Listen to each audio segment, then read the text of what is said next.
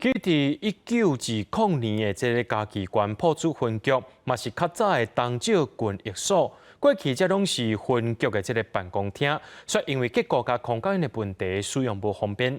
加上这建筑不是关定古迹，无多登记。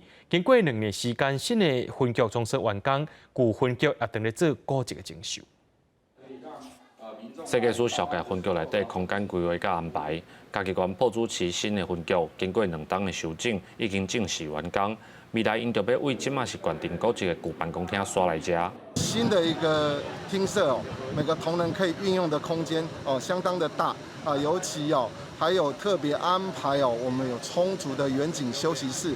那因为旧的分局设置当时并没有那么充足的远景休息室，所以有时候同仁在使用上会相对比较拥挤。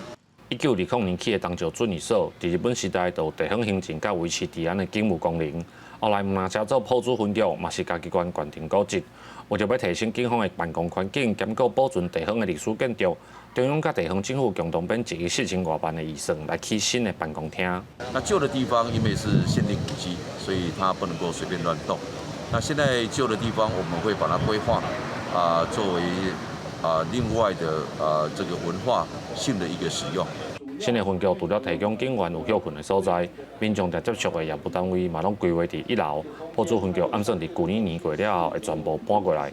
县政府嘛表示，时间会搁评估修整旧分局，甲这栋历史建筑开放予民众参观。